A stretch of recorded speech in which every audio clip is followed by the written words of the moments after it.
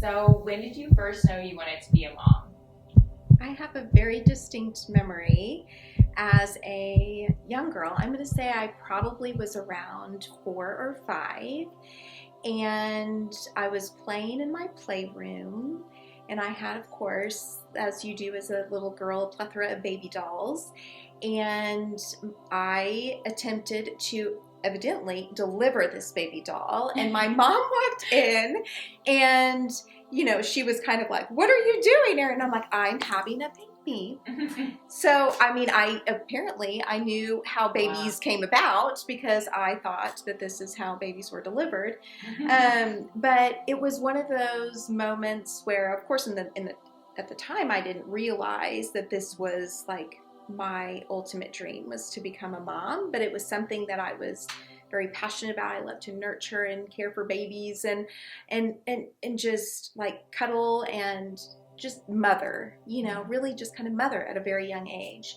How old So were you when I, that I happened? want to say I was probably about 3 or 4, so pretty little. That's super little. Yeah, that's really young. Um, so, how did you and your partner begin trying for a baby? Yeah.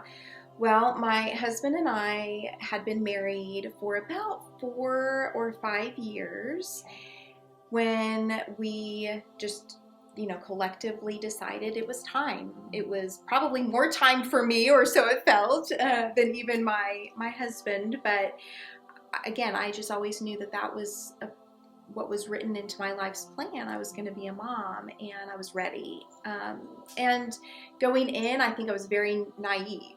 Right? I just assumed that getting pregnant and having a baby was going to be a relatively easy journey. I didn't have any reason to believe otherwise. But that was not the case for us. We tried for about a year before we got pregnant the first time. And, as you can well imagine, anytime you get that positive pregnancy test, it's so exciting. And you just already have written the plan for this beautiful baby that you know that you're going to have. And that was not the plan for that baby. We lost that one fairly early on, and then continued to try to get pregnant again. It would take me a very long time to get pregnant. The first it was about a year, and the second time it was probably a good 6 months or so. And it was kind of like a repeat of the same thing over and over and over again. And eventually lost 4 babies to miscarriage during about a 4 to 5 year journey. Lots of ups and downs and roller coaster moments during that time. Yeah, can you tell us about how you grieved those losses and what that was like for you at that time? Yeah, I didn't grieve them very well. It was something I didn't know how to do. Nobody teaches you how to grieve, and in particular, something that is so meaningful to you in your life. You don't know how to process that. I never wanted to be a burden on other people. I have a personality that is like, "I got this, I'm good, I'll figure it out." And the truth of the matter was, I was not figuring it out, and I was not processing it well. I found myself withdrawing a lot from friends. I didn't tell very many people that I had experienced so many losses. In fact, my immediate family didn't even really know for a long time. Of course, my husband was a wonderful support. It was very difficult for him to support me knowing that it was happening to my body. Right. There's something to be said about, he can love and affirm me in all the right ways, but it was still my body that was having to navigate this. And so I withdrew. I found myself getting very angry. I felt like it wasn't fair. Would look around, and I felt like all my friends, right, were getting pregnant successfully, not having any issues or challenges. They went on to have 1, 2, sometimes 3 babies before I was ever able to successfully and carry my son. And so it was really hard. So I would withdraw even from them, which was not right, but it was the only way I knew how to protect my heart. I definitely sunk into a depression. I remember not being able to get off the couch on the weekends. My husband, I have vivid memory of him working on we had a Corvette at the time, and he was in the garage working on the engine and just doing life, right? And I couldn't do life. Just laid on the couch. And I had just kind of like this moment of realization that I am allowing my life to slip through my fingers and not enjoy the present. And so my husband and I made some very intentional efforts to enjoy time together. We took a trip to Paris and London, had an amazing time. And while we were there, we very specifically prayed for the babies that we hope to have one day. And I'll come full circle on that in a little bit, finish out that story because it's really beautiful. But we did some things that weren't helpful, like we bought a brand new car, thinking that would make us feel better about life. And no, I don't recommend that, because then we just regretted it and then we had a car payment. Yeah. But sometimes, when you're navigating grief and loss, you feel sometimes like you're just grasping at straws. What's going to help me feel better? So walk us through what happened next. Did you guys try any treatments for, getting pregnant? Yeah, so I had an OBGYN for my first, I think it was my first 2 or 3 miscarriages. And after the third, I was just tapped. Could barely get into my doctor's appointment with him. And I remember sitting across the room, and I said, okay, what are we going to do? To me, I'm like, let's find some answers, right? Because they had not run any tests. It was just, oh, you had a miscarriage, just try again. Oh, miscarriage, just try again. And I was to the point where I felt like there needed to be some tests or something done. And he very coldly leaned over to me and patted me on the knee and said, just go home and try again. And I got up and I walked out and I said, I will never see that doctor again. Yeah. I need some answers. Mm-hmm. That is not acceptable. And you deserve them. And I deserve them, absolutely. From your healthcare provider. Yes. That's their job. And maybe even just a teensy bit of empathy, So from there, we navigated to a fertility specialist in Oklahoma City, and he began the journey of all the testing. I think that I had every possible infertility test done on me. The last one was like a genetic testing on both my husband and me to determine if we were actually genetically compatible, which I didn't even realize that was a thing.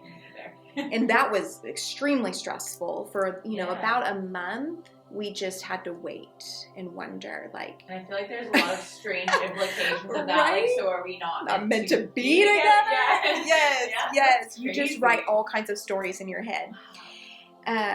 Ultimately, everything came back inconclusive. It just was, we don't really know why you have so much difficulty getting pregnant, and then once you get pregnant, why your body can't hold that baby, except for the fact that once I did get pregnant with my 4th, my doctor discovered that my progesterone was very low. Okay. Our bodies need progesterone in order to hold those babies inside. What do you know? Some tests. What do you know? Out. Right? And so he helped navigate a situation where I actually took progesterone after I ovulated, before we ever even tried to conceive, to ensure that my lining was really thick and well put together. I used Clomid for multiple times. We did IUI 3 times unsuccessfully, didn't ever get pregnant with any of those. We had somewhat considered IVF, but we weren't quite ready for that yet. Not to say it was out of the question, but we just kind of wanted to pursue more natural methods a little bit longer. Well, after each go of Clomid, it kind of can wreak some havoc on your body. And so each time he would ask me to come in and do an ultrasound to assess, like, how many follicles do you have, what's going on with your body.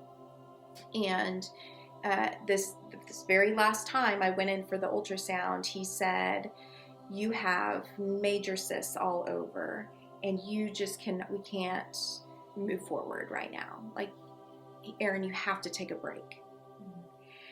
And I looked at him and I said, I'm sorry, I can't take a break. Like, how do you tell someone who has just yearned for this for years and has had one unsuccessful attempt after another to take a break? And is fighting the clock. Oh, yeah. That's like the huge for pressure. Sure. Yeah. Yes. And he said, I'm so sorry, but you have to. Like, your body it can't handle this. And so went home, devastated, not really sure how long would I have to take a break? What does this look like?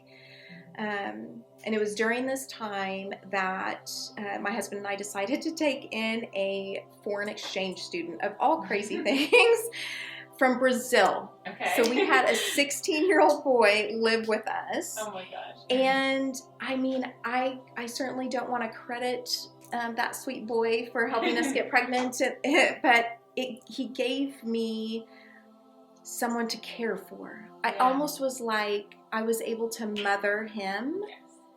That little bit of a need to mother was fulfilled, and it distracted me just enough that I was able to focus on something other than the day in, day out checking my temperature and, all of the routineness of getting pregnant. And so it was during that time I just continued to take my progesterone after ovulation, because I just thought, who knows? I'm just going to continue to do these things. I didn't ask my doctor for permission. I just did it anyway. And it was during that time that I got pregnant with our son and successfully carried him. It was the most magical thing. It was also a very anxious making time, because every moment that I was pregnant with him, I worried I wouldn't be pregnant with him the next. And I remember renting like a heart monitor, and I would on the belts. Oh yeah, and I like every morning I would wake up, I was checking for his heartbeat in the middle of the day, at the end of the day. I mean, I probably got a little obsessive, but I also was like, if this is what will give me comfort during the day and help me navigate this just a little bit better, it's totally worth it.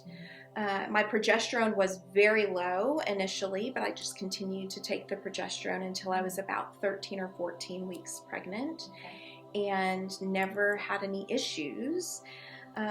So ultimately, that progesterone situation seemed to be the issue, the answer. That a test could have that provided a test could have provided like ages ago. So crazy. Yeah, so my sweet rainbow baby just turned 18 a month ago. Yeah, it's crazy you say this, because one of our other interviewees is going to a new clinic, and she said the very first thing they do before they will even see you or with a doctor at all is they take all kind of tests. And they run all the tests up front, which made so much sense to me, just from how can you treat someone that you don't know what's going on with if you don't know the foundation that you're working with. Yes, yeah, exactly. For So sure. they lay that foundation. I thought that was really cool. Okay, so tell us about, so then once you had your son, did any of this linger with you after you had your son, and like what did that look like, and did you go on to have more children? Yeah,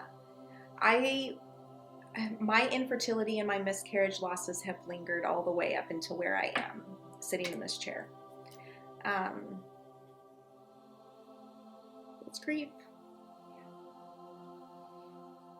It never goes away. I usually have tissues and they're in my car. It's okay. I'm so it's sorry. okay. I usually have them. Yeah. I'm so sorry. It was important to me to memorialize and honor the babies that we lost. And so we did that by naming them. And that was very special for me because they were my babies. And they always will be. I just don't see them for a while. So, goodness.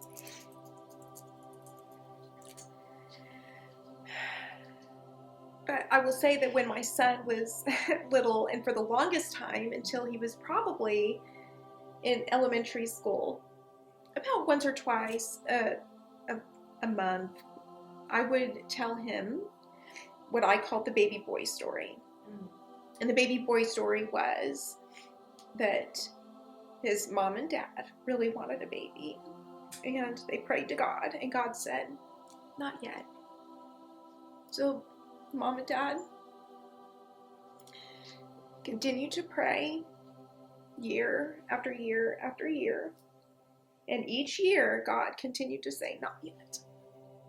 And after the 4th year, God said, it's time.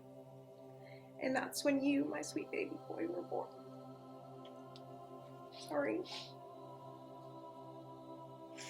And he will still, I don't put him to bed at 18 anymore and tell him that story. But he definitely remembers that story.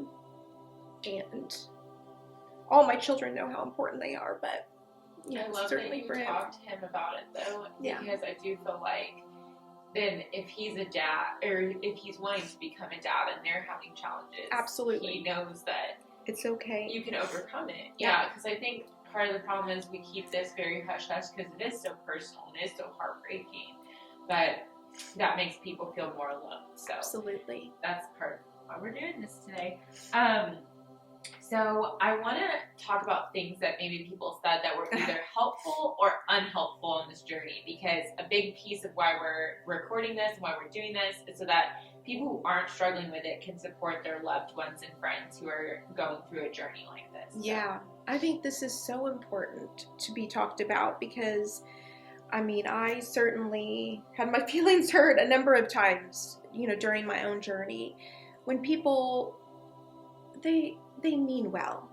I don't certainly believe that anybody's trying to be hurtful or harmful, but certainly there are things that shouldn't be said, like, well, there must have been something wrong with the baby, or, that baby's in a better place now, or, not helpful. I certainly believe that in my arms would have been a better place, Right. There's just, it's not helpful. And as someone who runs a grief agency, I'm very close to this. We hear this over and over again from the families that come to our center, just the kind of odd things that people say in an attempt to help. And truthfully, the best way to help is to just be with that person. Help just listen to them and allow them to know that they are allowed to feel whatever they need to feel. The way that I felt is probably going to be different than the way that somebody else would feel, and that is okay. And so just being present without judgment, without trying to solve the problem, without using at least statements or statements that undermine the person's experience, like, oh, well, I went through something like that, kinda, this is what we did, and it's great to share that if the other person asks for it. But sometimes if we don't give someone who's wrestling with this kind of journey the space to process and talk about their journey, it just feels like they don't have the space to do that safely. And so then they withdraw, they shut down. And as we well know from a mental health standpoint, that is not beneficial. It's not going to help them in the long run. So definitely not.